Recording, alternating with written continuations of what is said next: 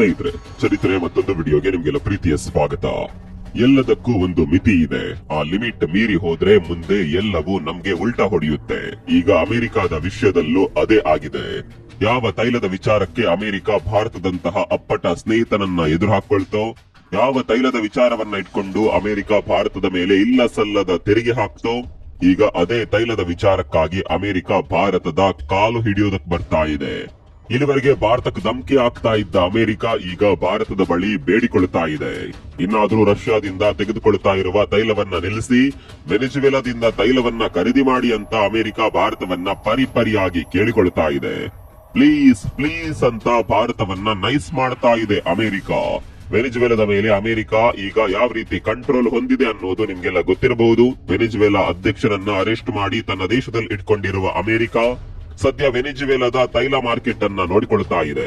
ಹೀಗಾಗಿ ಭಾರತದ ಬಳಿ ದಯವಿಟ್ಟು ವೆನಿಜುವೆಲಾದಿಂದ ತೈಲ ಖರೀದಿ ಮಾಡಿ ಅಂತ ಪರಿಪರಿಯಾಗಿ ಬೇಡಿಕೊಳ್ತಾ ಇದೆ.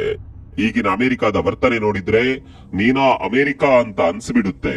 ಅಷ್ಟಕ್ಕೂ ಇಷ್ಟೊಂದು ಬೇಗ ಅಮೆರಿಕ ಬದಲಾಗಿದ್ದು ಹೇಗೆ? ಅದರಲ್ಲೂ ವೆನಿಜುವೆಲಾದಿಂದ ತೈಲ ಖರೀದಿ ಮಾಡುವಂತೆ ಭಾರತದ ಬಳಿ ಅಮೆರಿಕ ಬೇಡಿಕೊಳ್ತಾ ಇರೋದು ಯಾಕೆ?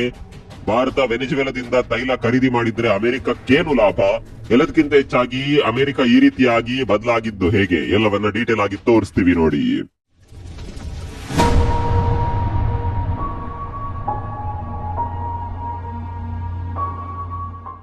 ಈ ಜಗತ್ನಲ್ಲಿ ಯೂ ಟರ್ನ್ ಗೆ ಯಾರಾದ್ರೂ ಅಂಬಾಸಿಡರ್ ಇದ್ರೆ ಯಾವುದೇ ಕಾಂಪಿಟೇಷನ್ ಇಲ್ಲದೆ ಅಮೆರಿಕ ಅಂತ ಘೋಷಣೆ ಮಾಡಬಹುದು. ಯಾಕಂದ್ರೆ ಅಮೆರಿಕ ಹೇಳೋದೊಂದು ಮಾಡೋದೊಂದು. ಈಗ ಭಾರತದ ವಿಚಾರದಲ್ಲಿ ಕೂಡ ಅಮೆರಿಕ ಹಾಗೇ ಮಾಡಿದೆ. ಯಾವ ತೈಲದ ವಿಚಾರದಲ್ಲಿ ಅಮೆರಿಕ ಭಾರತದ ಮೇಲೆ ಒತ್ತಡ ಹಾಕಿತ್ತೋ ಅದೇ ತೈಲದ ವಿಚಾರದಲ್ಲಿ ಈಗ ಭಾರತದ ಮುಂದೆ ಅಮೆರಿಕ ಮಂಡಿಯೂರಿದೆ. ಸ್ನೇಹಿತರೆ, ನಿಮ್ಗೆಲ್ಲ ಸರಿಯಾಗಿ ನೆನಪಿರಬಹುದು, ಟ್ರಂಪ್ ಅಧಿಕಾರಕ್ಕೆ ಬಂದ ಕೂಡಲೇ ಮೊದಲು ಮಾಡಿದ ಕೆಲಸ ತಾನು ಹೇಳಿದಂತೆ ಕೇಳದ ದೇಶಗಳ ವಿರುದ್ಧ ತೆರಿಗೆ ಹಾಕಿದ್ದು.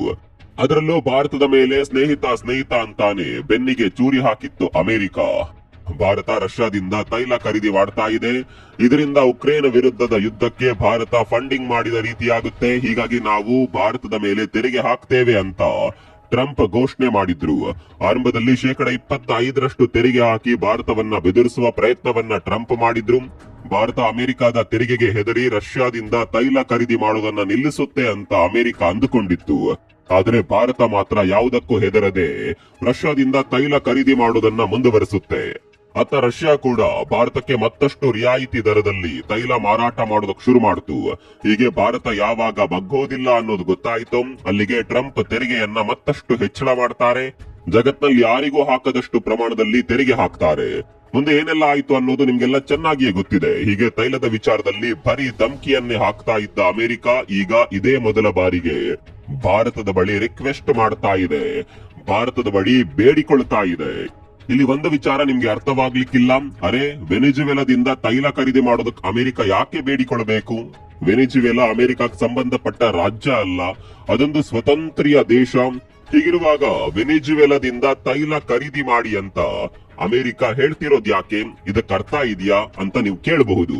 ನೀವು ಅಂದುಕೊಂಡ ಹಾಗೆ ವೆನಿಜುವೆಲಾ ಸ್ವತಂತ್ರ ದೇಶ, ಆದ್ರೆ ಸದ್ಯ ವೆನಿಜುವೆಲಾದ ತೈಲ ಭಂಡಾರದ ಮೇಲೆ ಅಮೆರಿಕ ಹಿಡಿತ ಸಾಧಿಸಿದೆ.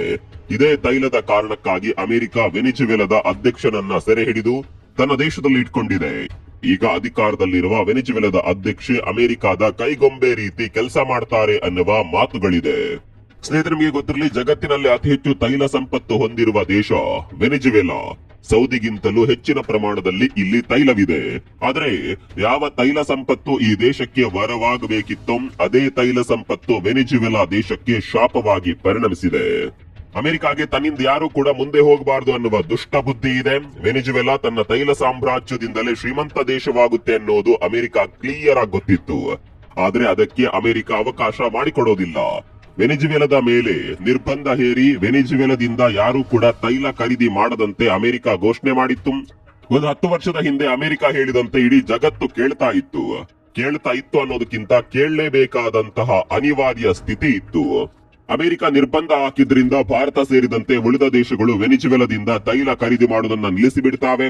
ಈಗ ಎಂತಹ ಸಿಚುವೇಶನ್ ಬಂದಿದೆ ನೋಡಿ. ಯಾವ ಅಮೆರಿಕ ವೆನಿಜುವೆಲಾದಿಂದ ತೈಲ ಖರೀದಿ ಮಾಡಬಾರದು ಅಂತ ನಿರ್ಬಂಧ ಹೇರಿತ್ತೋ ಈಗ ಅದೇ ಅಮೆರಿಕ ದಯವಿಟ್ಟು ವೆನಿಜುವೆಲಾದಿಂದ ತೈಲ ಖರೀದಿ ಮಾಡಿ ಅಂತ ಹೇಳ್ತಾ ಇದೆ. ಕಾಲಚಕ್ರ ಅನ್ನೋದು ಇದಕ್ಕೆ ಅಲ್ವಾ? ಅಮೆರಿಕ ಭಾರತ ಕೇವಲ ಮನವಿ ಮಾಡಿದ್ದಲ್ಲ, ಎಲ್ಲ ವ್ಯವಸ್ಥೆಯನ್ನ ಕೂಡ ಮಾಡಿಕೊಡ್ತೀವಿ. ಇನ್ಶೂರೆನ್ಸ್ ಸಮಸ್ಯೆ ಇದ್ರೆ ಅದನ್ನ ಸರಿ ಮಾಡೋಣ.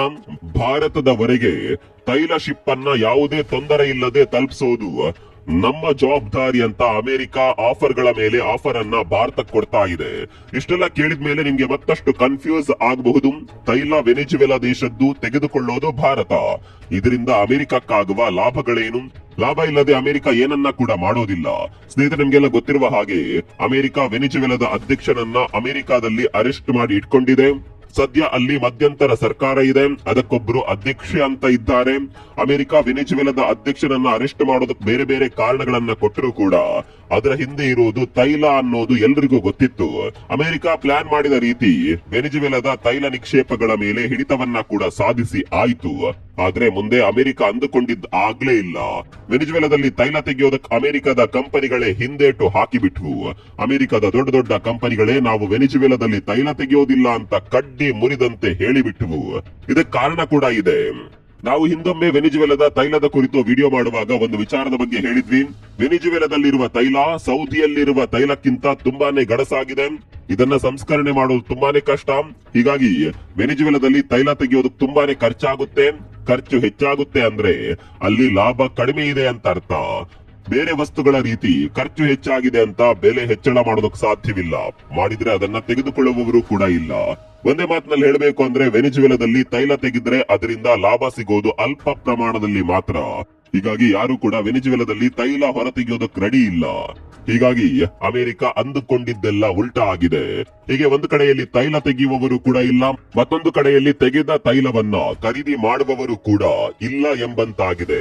ಸರಿಯಪ್ಪ, ತೈಲ ಸೇಲ್ ಆಗಿಲ್ಲ ಅಂದ್ರೆ ನಷ್ಟವಾಗುವುದು ವೆನಿಜುವೆಲಾ ದೇಶಕ್ಕೆ. ಇಲ್ಲಿ ಅಮೆರಿಕ ತಲೆಕೆಡಿಸಿಕೊಂಡಿರೋದು ಯಾಕೆ ಅಂತ ನೀವು ಕೇಳಬಹುದು. ಸ್ನೇಹಿತರೆ, ನಾವು ಆರಂಭದಲ್ಲೇ ಹೇಳಿದಂತೆ ಸದ್ಯ ವೆನಿಜುವೆಲಾದಲ್ಲಿ ಅಮೆರಿಕ ಬೆಂಬಲಿತ ಸರ್ಕಾರ ಇದೆ. ಈ ಸರ್ಕಾರ ಉಳಿಯಬೇಕು ಅಂದ್ರೆ ತೈಲ ಮಾರಾಟವಾಗ್ಲೇಬೇಕು. ತೈಲ ಸೇಲ್ ಆಗ್ಲಿಲ್ಲ ಅಂದ್ರೆ ಈ ಸರ್ಕಾರದ ವಿರುದ್ಧ ಅಲ್ಲಿನ ಜನ ಆಕ್ರೋಶ ವ್ಯಕ್ತಪಡಿಸುವ ಸಾಧ್ಯತೆ ಇದೆ.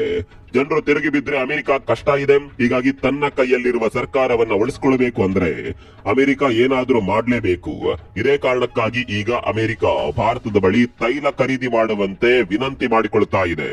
ಒಂದ್ ವೇಳೆ ಭಾರತ ವೆನಿಜುವೆಲಾದಿಂದ ತೈಲ ಖರೀದಿ ಮಾಡಿದ್ರೆ ಅದರಿಂದ ಬಂದ ಹಣದಲ್ಲಿ ಅಲ್ಲಿನ ಸರ್ಕಾರ ನಡೆಸೋದಕ್ಕಾಗುತ್ತೆ. ಇಲ್ಲ ಅಂದ್ರೆ ವೆನಿಜುವೆಲಾದ ಆರ್ಥಿಕತೆ ಪಾತಾಳಕ್ಕೆ ಬಿದ್ದು ಅಮೆರಿಕ ಅಂದುಕೊಂಡಿದ್ದೆಲ್ಲ ಉಲ್ಟಾ ಆಗುತ್ತೆ. ಇದೇ ಕಾರಣಕ್ಕಾಗಿ ಅಮೆರಿಕ ಶತಾಯಗತಾಯ ಪ್ರಯತ್ನ ಮಾಡಿ ಹೇಗಾದ್ರೂ ಮಾಡಿ ಭಾರತದಿಂದ ತೈಲ ಖರೀದಿ ಮಾಡುವಂತೆ ಮಾಡಬೇಕು ಅನ್ನುವ ಕಾರಣಕ್ಕಾಗಿ ಭಾರತದ ಬಳಿ ಅಕ್ಷರಶಃ ಬೇಡಿಕೊಳ್ತಾ ಇದೆ. ನಿಮ್ ಪ್ರಕಾರ ಭಾರತ ವೆನಿಜುವೆಲಾದಿಂದ ತೈಲ ಖರೀದಿ ಮಾಡಬೇಕಾ? ನಿಮ್ಗೇನನ್ಸುತ್ತೆ? ಕಾಮೆಂಟ್ ಮಾಡಿ.